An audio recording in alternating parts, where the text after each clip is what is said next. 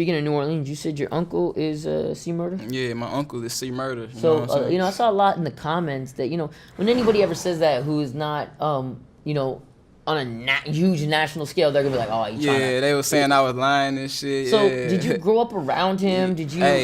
Hey. Because a lot of people were like, bro, if he saw you, he wouldn't know you. But, it's different with family. So, you grew up around him. A lot of people think I be lying about that, but I can call up his daughters right now. Like, okay, so you had a close relationship with everybody. We've been living in the same house. Like I say, my grandma has me and all three of his children been living, you know what I'm saying? Yeah. Living in the same house since we was little kids. You know what I'm saying? I know his wife. That's my auntie. That's my mom's sister. Because that's their grandmother too. The kids, that's your grandmother as well. So they gonna be there. That's their daddy. And matter of fact, it's crazy. He been locked up for like 15 years. But you know what I'm saying. One of the things he did for me while he was out, like he paid for, of course, his daughters to go to like private school and shit like that. I was going to public school in New Orleans and shit. He paid for, you know what I'm saying, all four of us, his three daughters and me, to go to, you know what I'm saying, the private school, summer camp and shit like that. It was like, I don't know how much money. It was like in one of them white schools. But, that's some real shit. You know what I'm saying? Just real shit like that. Matter of fact, when he first got on, like with a whole bunch of money and shit, back when No Limit and all that shit was popping, he bought my mama a brand new Infiniti. Oh, wow. And actually, that Infiniti, me and my mama got into a car accident in that Infiniti. You know what I'm saying? That's how I got the scar on the top of my head. Oh, wow. But all that shit, that's so all Master shit. P's your uncle as well? He my uncle through marriage, you feel me? But I don't really have a relationship with Master P. Like I probably met him like one time, but you know what I'm saying? C Murder, that's family. I'm a little confused. If C Murder and Master P are brothers, right? So if he's your uncle, wouldn't that make him your uncle as well? You know, C Murder is my uncle through marriage, you feel me? Oh, okay. Yeah, my mama's sister is married to C Murder, you feel me? Okay. So his daughter, those are my cousins, like my first cousins. Okay, so it's through your mother. Okay, I see. Okay, now it makes sense. Okay, all right.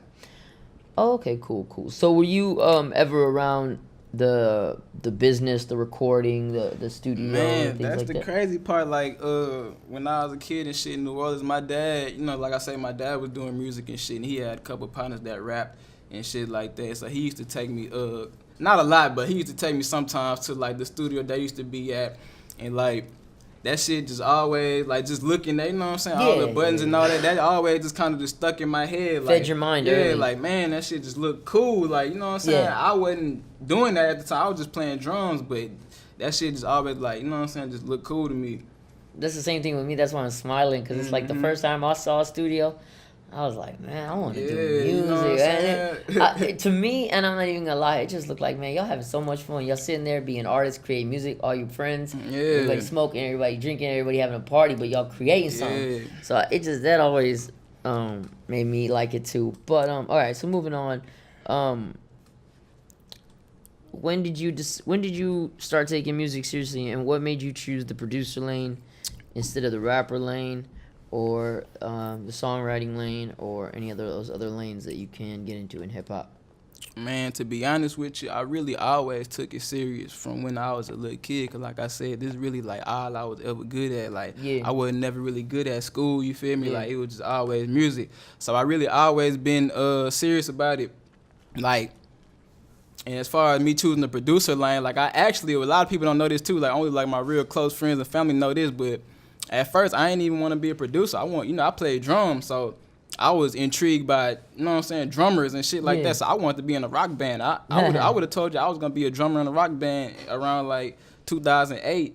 But shit, you know, I'm black, man, so I do what I do. But and as far as trying to be a rapper, I just never wanted to be a rapper. Like, you know what I'm saying? I ain't the kind of rap I listen to, like, I like that drill shit. Like, you know what I'm saying? I don't do that shit, so I can't rap about that shit. But I can make the beats all day. That's what I do. Yeah, man. I love drill music. I love all rap, to be honest with you. I love all rap. I ain't gonna lie. Drill probably, like, my favorite. That's my shit. I ain't gonna lie to you. And I'm from Houston. You know, I think my favorite is still the 90s shit, like Jay-Z and Nas and UGK, and I grew up a little old school, you know what I'm saying? That's my favorite.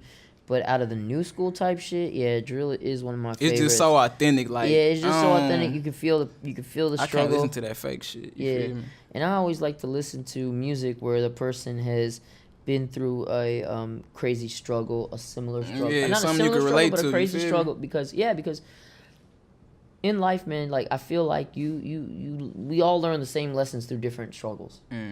Not to trust people, family first.